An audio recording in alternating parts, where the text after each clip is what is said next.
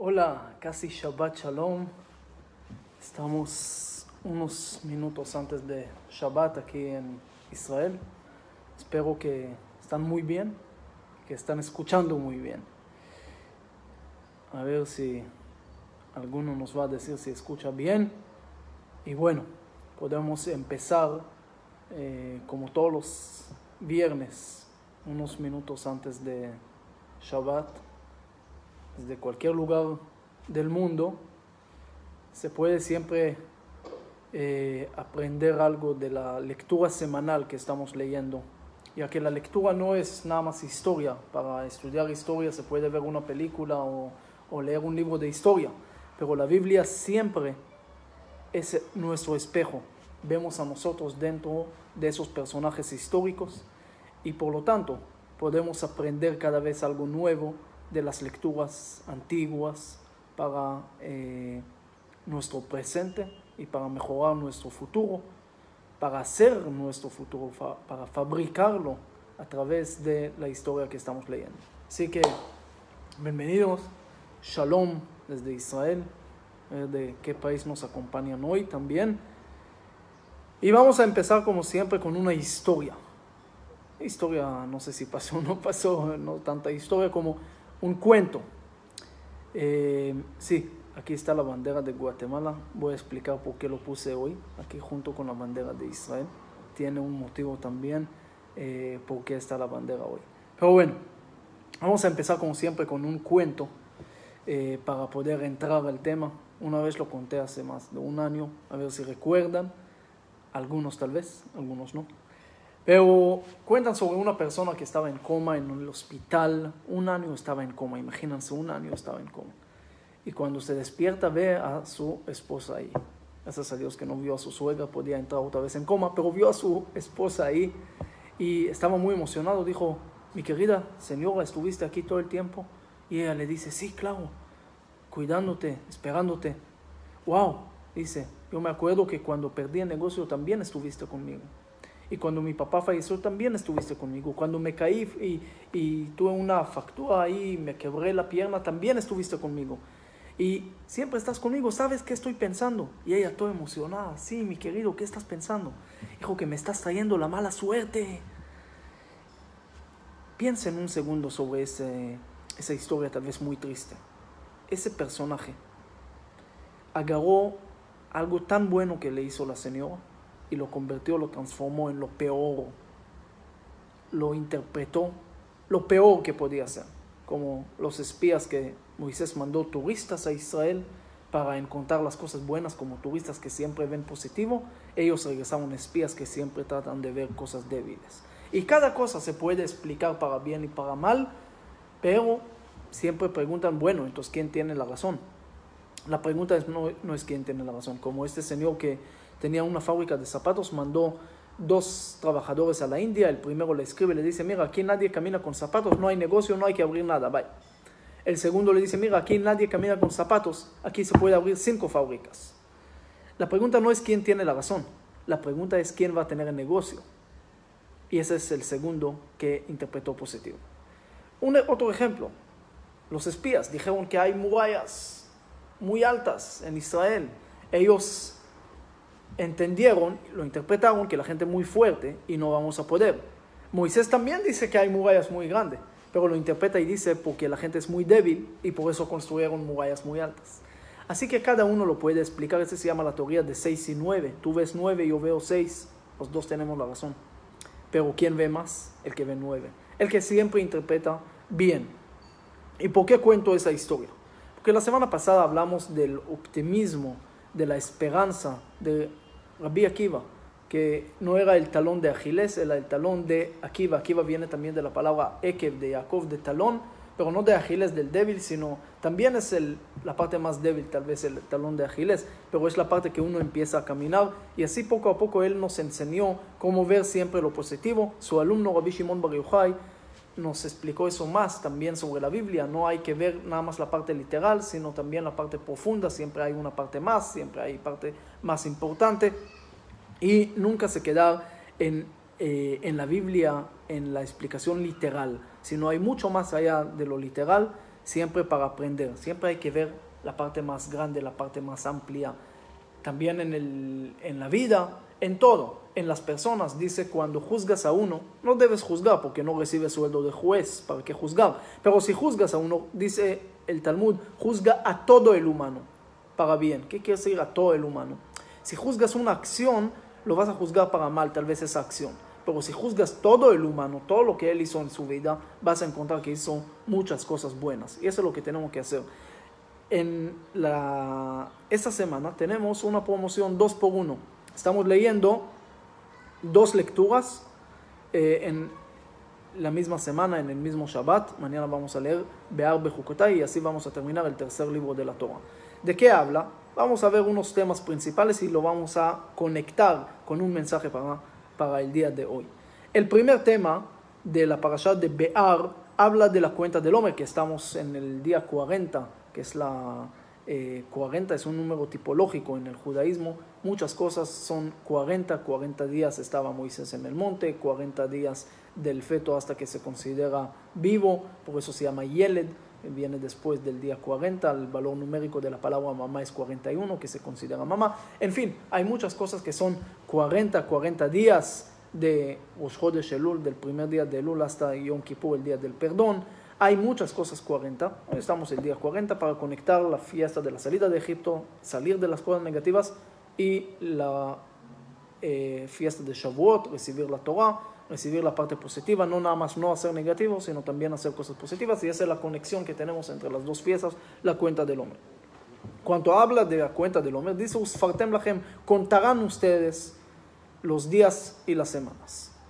Pero cuando habla del jubileo y de Shemitah, que el próximo año va a ser Shemitah en Israel, es el 7º año, dice Usfarta leja, contará usted. Cuando habla de contar los años, dice contará en un término singular, uno, contarás. Y cuando habla de contar los días y las semanas, dice contarán de una forma, de un término plural. ¿Por qué? Porque las personas pueden vivir al corto plazo, piensan al corto plazo, hoy, mañana, eso es lo que le importa. Pero los líderes, el individual tiene que contar años, tiene que ver lo general, tiene que ver lo grande, no nada más las consecuencias de lo que hace de hoy y mañana, sino lo que va a hacer, cómo va a influir en 1000 años para adelante y no nada más para hoy. Un ejemplo, cuando le preguntaron a Ben Gurion algo y fue a consultar, dijo, fui a consultar con mi abuelo que ya no está y con mi nieto que todavía no nació. Quiere decir, fui a ver la historia, a aprender qué hubiera pasado, si en esa, qué me hubieran dicho mis antepasados y cómo va a influir eso en mis nietos y las otras generaciones. Como dijo también Janusz Kurczak, dijo, lo que está preocupado por días va a sembrar arroz, lo que preocupa por años va a sembrar árboles, pero lo que está preocupado y quiere ganar generaciones va a educar niños. Hay que pensar a largo plazo. Moisés, cuando saca al pueblo de Israel de Egipto, también no le dice nada más lo que va a pasar mañana, dice también lo que va a pasar en miles de años. No en detalles, porque nosotros fabricamos la historia y fabricamos, es decir, a través de fabricar el futuro en el presente. Pero le está dando una visión amplia, no una visión corta, una visión pequeña, porque una visión pequeña no vamos a llegar a nada. Esa es la cuenta del Omer, esa es la cuenta de Shemitah, que de alguna manera hace 200 años tal vez podían discutir que el comunismo es una forma muy buena para el mundo, o el capitalismo. La gente podía discutir aquí y allá. El comunismo tiene una idea muy buena. De alguna manera hay una igualdad para todos. Es el socialismo, de alguna forma. Tenemos bastante lógica en esos pensamientos y así le damos también a los pobres. Es muy bonito, pero fracasó en todo el mundo. Hoy sabemos que todo ese sistema fracasó y lo podemos juzgar la historia a través de lo que vemos hoy en día. Es decir, en el momento, en hora, en día, en año, tal vez no podemos saber, pero ver toda la historia podemos entender que todos los países que eran comunistas y que son comunistas fracasaron. si es Rusia, si es Cuba, si es la ex Unión Soviética, Venezuela, tal vez los líderes son capitalistas, pero la población es el sistema comunista. También los kibutzim en Israel se cayeron. ¿Por qué? Porque si le das a todos igual, de alguna manera matas la motivación de la gente. La competencia hace vivir al mundo. Sin la competencia hubiéramos tenido todavía el iPhone 1 o todavía el 4310, el blanco y negro. La competencia entre Samsung y iPhone hace todo ese desarrollo del mundo. Entonces el comunismo fracasó porque mató la motivación. Entonces el capitalismo, pero trajo adicción al trabajo y todos adictos y problemas y esto. Entonces, ¿cuál es la forma? Shemitah es una de las respuestas, porque de un lado la Torah te dice, puedes ser rico, puedes tener, puedes ganar, puedes esto, pero de otro lado no puedes olvidar a la viuda, al huérfano, al pobre, al esto, al otro. Hay que un año, cada séptimo año descansar, no sos el dueño de todo. Hay un equilibrio entre los sistemas y ese también da un pensamiento más amplio y no nada más algo así corto. Cuando le preguntaron al líder chino, Zhou Enlai, le preguntaron en el siglo pasado cuál es su opinión sobre la Revolución Francesa de 1789, y él dijo, es muy temprano para saber todavía. Es decir, para juzgar bien la historia, juzgar bien las cosas, hay que tener un pensamiento más amplio y no un pensamiento corto, un pensamiento que no... Aquí estoy hablando otra vez, no sé por qué. Estoy hablando 2 veces. Me estoy escuchando. Pero bueno, no es tan interesante, ¿verdad? El tema es juzgar el largo plazo nos da a entender mucho más cosas interesantes sobre la vida, sobre todo lo que tenemos. Y ese lo podemos ver, yo anoté aquí bastante cosas que podemos ver, como dice la Mishnah del Talmud, quién es el sabio, lo que sabe, lo que ve el que nace, no que está en los partos y ve los partos, sino lo que, por eso dice, el sabio es mejor de un profeta. El profeta puede tener una profecía, la profecía se puede cambiar, no es una tragedia, pero en cambio el sabio puede calcular qué va a pasar según lo que estás haciendo. Cuando Moisés habla con el pueblo de Israel en la salida de Egipto, miren cómo él ve el futuro. Moisés dice que el problema del pueblo de Israel no va a ser la esclavitud, sino la libertad. No va a ser la pobreza, sino la abundancia. No va a ser ser errante, sino tener casa. Y ahí puede tener todos los problemas. Los desafíos del mundo hoy en día son más fuertes de alguna manera que antes. Con todo lo que tenemos todo, pero todavía no estamos contentos y todavía, como dijo también Ibn Khaldun, que era uno de los historiadores árabes del siglo XIV, dijo que el problema del pueblo de Israel va a ser cuando van a perder su asabía, cuando van a perder el pueblo de Israel vivió en 116 países. Y vivió tantos problemas, tantas persecuciones, tantos pogroms, tantas cosas y tantos problemas, y lograron a seguir adelante. Pero tal vez gracias a eso, porque hoy que tenemos todo, tal vez hay problemas políticos ahora en Israel, hay problemas que no sabemos todavía superar, y tenemos que saber siempre juzgarlo en la forma del largo plazo y no nada más corto plazo. También cuando Jeremías, el profeta, habla al pueblo de Israel cuando salen a la diáspora, no le dice nada más que va a pasar mañana, que hay complicaciones. Dice, piensen sobre las futuras generaciones. Ezra y Nehemías también le dice, la parte más importante no es lo que va a pasar mañana, es lo que usted va a influir en 2000 años.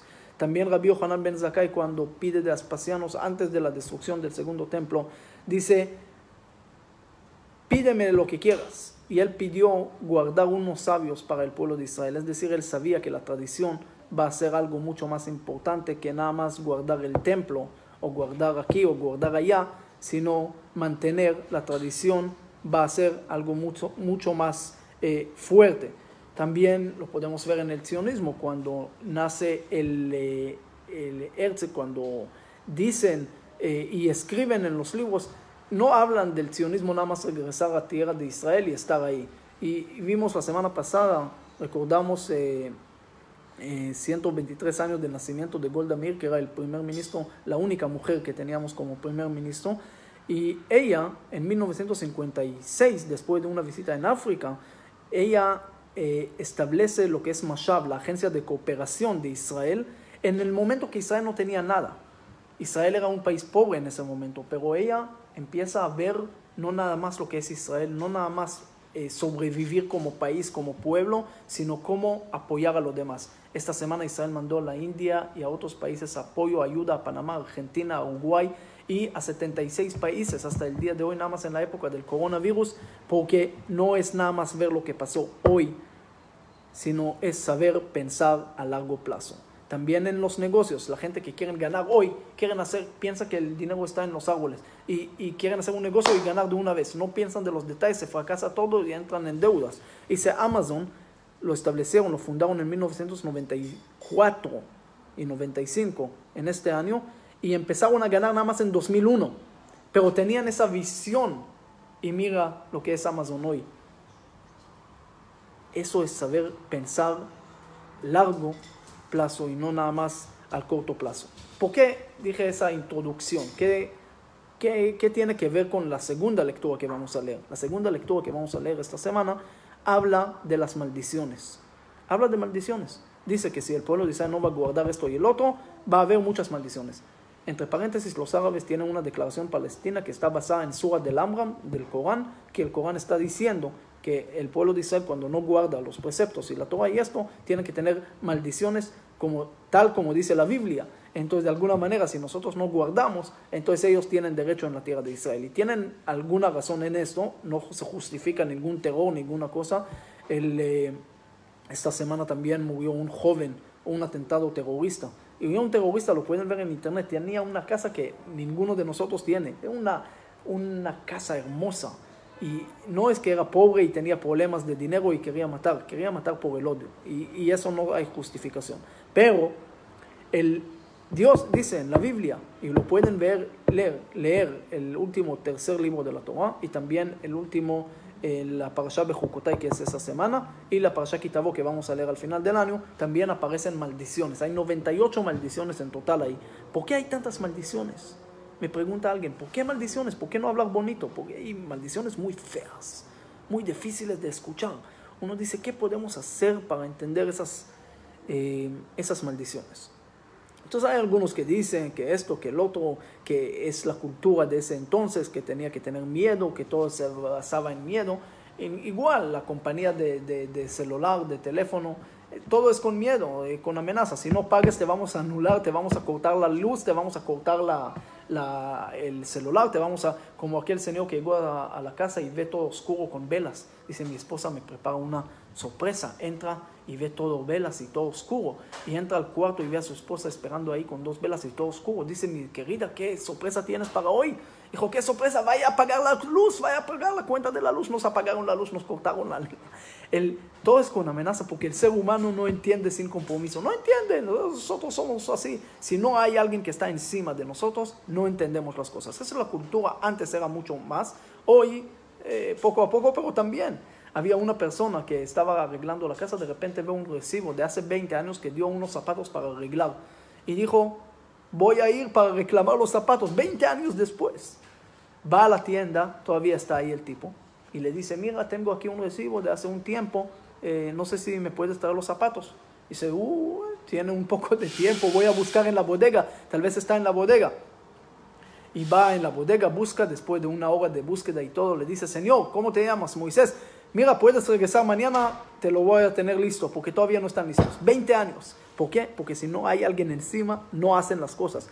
Por eso dice que algunos, que las maldiciones y eso era la cultura de los esclavos, salieron de Egipto y eso para garantizar la tradición judía y el pueblo que nace. Y todo también tenían que tener alguna forma de miedo, de temor, para poder formar un pueblo para que no se salga. Esa es una explicación tal vez histórica, psicológica, socialista, lo que sea, sociológica. No me gusta tanto. Es decir, ¿por qué todavía tantas maldiciones? ¿Cómo podemos leer esas maldiciones y quedarnos tranquilos? Y hay otra historia que tiene que ver con maldiciones. En el Talmud dice Rabbi Shimon Bar Yochai, que lo recordamos la semana pasada, que falleció en Lag BaOmer, los 33 días del Omer, ahí donde está enterrado en Monte Mirón, donde fueron y murieron 45 personas, que hoy recordamos los 7 días de oración por ellos, que parte era familiar de mi esposa, que sea en memoria de ellos también. Y ahí Rabbi Shimon Bar Yochai tenía un hijo, se llamaba Rabbi Elazar, y un día le dice, mira, llegaron 2 personajes, vaya a pedirles bendiciones de ellos, hoy es gratis, hay que aprovechar.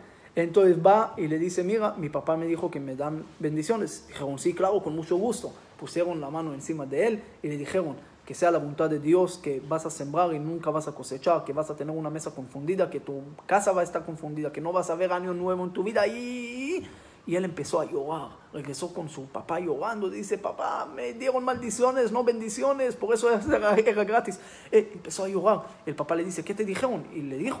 Entonces el papá le dijo, ¿cómo contestaste amén? Por lo menos sobre esas. Dijo, papá, ¿cómo voy a contestar amén? Esas eran maldiciones. Dijo, hijo, no entendiste. Sembrar es traer hijos, no cosechar que no van a morir. Confundir la casa es que tengas muchos nietos, hasta 120, mucha gente, y va a ser bonito. No ver año nuevo es un concepto. Cuando uno se casa, el primer año se llama año nuevo. No ver año nuevo es que no vas a tener que divorciar y casar y esto y el otro. Problemas. Te dieron bendiciones, no maldiciones. Tenías que contestar amén, tenías que estar contento. Bueno, el papá logró explicarlo de alguna manera, logró tranquilizar, pero yo pregunto, ¿por qué ellos le dieron de una forma de maldiciones? ¿Por qué no lo podían bendecir? Como una persona normal, yo no voy a decirle a mi amigo, mira, que mueras hoy. ¿Por qué me dices eso? No, mueras, digo, las cosas malas tuyas, no las cosas buenas que se viva. Lo voy a explicar, la gente no habla así, no hablan tan negativo. ¿Cuál era el punto? Ellos le dieron la bendición más grande del mundo. Ellos le dijeron, mira, nosotros te podemos dar las peores palabras del mundo, pero si tú lo vas a explicar bien, se van a convertir en bendiciones. Todo depende en ti, no depende de nosotros, no depende de las palabras, no depende de energías negativas, oscuras, malas, duendes o lo que sea y sueños malos. Depende cómo lo explicas las cosas. Y eso es lo que Dios nos quiere explicar. Dios nos quiere decir, mira señores, en la historia, en el futuro y en la vida van a encontrar muchas dificultades, obstáculos, problemas, momentos oscuros. Si ustedes lo van a ver negativo, va a ser más negativo. Y se van a hacer como la profecía de Edipo. Él mismo dio realidad mala a la profecía que escuchó. Pero hay un efecto que se llama efecto de Edipo, que es negativo, pero hay efecto de Figmalión, que es positivo. Es algo positivo que se cumple en lo que nosotros pensamos. Por ejemplo, los hermanos de José, al venderlo a Egipto y todo, ellos realizaron el sueño de él. El sueño no tenía fuerza, pero ellos le dieron fuerza. Como Robert Morton, que cuenta algún profeta que dijo que algún banco en Estados Unidos en 1954 va a caer. Toda la gente se fueron a sacar el dinero, el banco se cayó. ¿Por qué? Por el profeta no, pero sí. ¿Qué quiere decir? El profeta no tenía ninguna fuerza, pero la gente, al sacar el dinero, le dieron la realidad a esto. También los sueños malos, cuando uno sueña algo malo, si no le va a dar realidad mala y lo va a interpretar positivo, va a ser positivo. Todo depende de nosotros, no depende de lo que nos soñamos y no depende de cosas externas, depende de cosas internas. Hay sueños que se pueden realizar de repente, como este que soñó que está comiendo el marshmallow más grande del mundo, cuando se despertó no encontró a su almohada. Hay algunas cosas, pero en realidad todo depende de nosotros. Por eso ellos le dieron maldiciones y le dijeron, si usted lo va a explicar para bendiciones, van a ser las grandes bendiciones del mundo, pero todo depende de lo que tú estás interpretando. Por eso lo pueden ver algunos ejemplos de lo que vemos en la Torah. Un ejemplo, una maldición que vamos a leer. Dice que Dios lo va a dispersar a todo el pueblo de Israel en todo el mundo. Dispersos van a ser. Maldición, pero al juzgarlo y al ver toda la historia, como empecé la introducción hoy, al ver nada más esa maldición, es una maldición muy fea. Pero de repente juzgamos toda la historia. Vemos 2000 años atrás y ese era el secreto de garantizar la sobrevivencia del pueblo judío. Porque nadie podía contra ellos, porque estaban en cualquier lugar. Donde vas, están. Entonces no lo puedes terminar, no lo puedes acabar, como dijo Amán a Hashverosh, un pueblo disperso. Nadie puede contra ellos. O lo acabas aquí y se levantan en otro lugar. Se acaba en Europa y los países árabes se levantan. Lo quieren matar en los países árabes, los países europeos se levantan. Y así, entonces, una maldición, pero en realidad terminó siendo una bendición. Otro ejemplo, dice otra maldición en la Torah, dice que la tierra en el tiempo del exilio va a ser abandonada totalmente. Nadie va a poder ahí. Y es una maldición, pero en realidad se convirtió en una bendición porque de 44 conquistas de Jerusalén nadie podía quedarse y como capital de él en Jerusalén, que es la próxima semana vamos a recordar el día de Jerusalén, 54 años del retorno a la casa, no de conquistar, porque no podemos conquistar nuestra propia casa, es regresar a nuestra casa de hace miles de años. Pueden ver el artículo que puse en mi página, 54 datos sobre Jerusalén, y lo pueden agregar un dato ahí también de ustedes más, y lo bendigo, que van a poder venir pronto a Jerusalén. Tenemos Jerusalén también en Guatemala, en la Nueva Jerusalén en Escuintla, tenemos Jerusalén de oro en Quejá, que también para Eta y Iota, y el Nueva Jerusalén en Escuintla para el Volcán del Fuego. Tenemos Calle Jerusalén en El Salvador, en Guatemala, en la República Dominicana, y vamos a tener en todo el mundo. Pero Jerusalén, como siempre digo, significa esperanza de regresar después de tantos años de exilio, de profecías cumplidas y de unión de todos que llegamos del mismo lugar, del mismo Adán que fue creado ahí. Pero eso es una maldición, que la tierra va a estar abandonada, pero se convirtió en una bendición también a lo largo de la historia, como vemos lo que escribió Mark Twain en 1867. Él escribe, al regresar de Israel, él escribe en el libro, dice que él caminó y viajaron y no vieron ni un árbol, una tierra maldecida, abandonada, fea, mala, negativa. Él, todas las palabras dice ahí malo, en contra de Jerusalén. Hoy estamos en Jerusalén, Jerusalén de oro, tan linda. La gente caminan ahí de todo el mundo, llegan impresionantes de lo que hay en Jerusalén. Ese es increíble. Entonces es una maldición en realidad al juzgarla en este día de leerla, pero al ver toda la historia vemos que es una bendición muy muy grande. Y así en cada maldición hay una forma de verla como maldición y una forma de verla como bendición. Y eso lo que tenemos que saber al leer esas maldiciones, no nada más para mantener al pueblo, sino aquí se esconde la bendición más grande. Si nosotros explicamos lo que nos pasa, algo bueno, lo vamos a explicar para bien, va a ser para bien. Hay gente, todo el mundo vivimos el tiempo del coronavirus. Hay gente que lo vieron como algo lo más negativo del mundo y siguen llorando hasta el día de hoy. Hay gente que lo tratan de ver positivo, estar más con la familia, reflexionar, encontrar nuevas cosas, nuevas ideas, unirnos más a través de, así como el virus contagioso, también el amor puede ser contagioso, el virus del amor. Hay muchas cosas que podemos ver y reflexionar y transformar el destino negativo en propósito positivo, pero lo podemos hacer juntos a través de esto. Hace 3 años, en esa época, y ya vamos a llegar al 16 de mayo pronto, cuando Guatemala, por eso puse la bandera, retornó su embajada a Jerusalén. Entonces, un día antes puse la mezuzá ahí y le conté la historia que estás poniendo ahí, que es mezuzá. Entonces le conté la historia de Rebbi, un rabino del Talmud, que estaba en mucha relación con uno de los emperadores romanos de aquella época. El emperador le dio un regalo, un diamante, y él le devolvió un pergamino, una mezuzá, que es el pergamino que se pone en la puerta. Entonces él se enojó, dijo, yo te di un diamante, ¿tú qué me estás dando? Dijo, mira, tú me diste algo que yo tengo que cuidarlo. Yo te estoy dando algo que te va a cuidar a vos. Y eso es lo que le dije ahí. Le puse la mezuzá y le dije que hay una bendición, lo que bendice al pueblo de Israel será bendecido y todo. Le dije, esa bendición no se va a cumplir en ustedes. Y todos como se enojaron. Dije, no se va a cumplir porque ya se está cumpliendo. Porque la gente que ven positivo, ven en Jerusalén positivo, ven la historia de una forma positiva. Y no nada más en pensamiento, sino en acción. Lo hicieron, lo movieron. Entonces ya son muy, muy bendecidos. Así que podemos ver todo lo que de alguna manera queremos tener en la vida. No podemos echar la culpa a todo lo demás de afuera, porque alguien me echó mal de ojo, porque alguien me echó maldición, porque soñé algo malo, porque hay un duende, porque hay una energía negativa, porque el café, que alguien me dijo, que el profeta, que esto, que el otro. Nada. Si tú lo vas a explicar e interpretar de una forma positiva, vas a ver que es positivo. ¿Y cómo podemos interpretarlo de una forma positiva? Al tratar de pensar un poco más grande, el dibujo más completo, de repente atrás podemos entender mucho mejor las cosas que están pasando. Tal vez, como dijo Moisés, le dijo a Dios, Dios, yo quiero verte. Dios le dijo, mira, yo no tengo Facebook, no tengo WhatsApp, no tengo llamadas en video, no me puedes ver. Dice, nadie me puede ver y seguir vivo. No se puede, no hay conexión. Entonces dijo, no me puedes ver la cara, pero sí me puedes ver la parte de atrás. Así contestó Dios a Moisés. Cuando Moisés quería ver a Dios, Dios le dijo, no me puedes ver la cara, me puedes ver la parte de atrás. ¿Qué quiere decir eso? Porque la atrás sí, la adelante no. Porque Dios le dice una cosa.